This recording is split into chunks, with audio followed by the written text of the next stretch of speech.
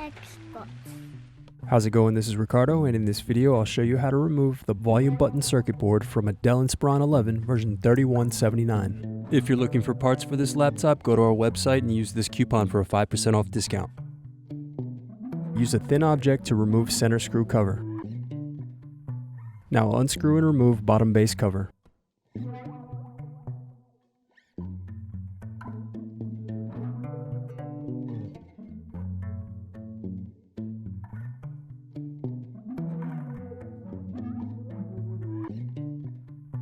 Now unscrew battery.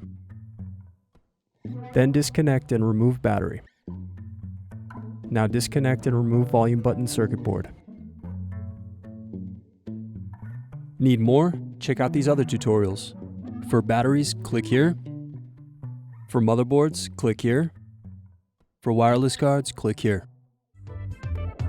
Thanks for watching. If you enjoyed this tutorial, give this video a like and subscribe to our YouTube channel.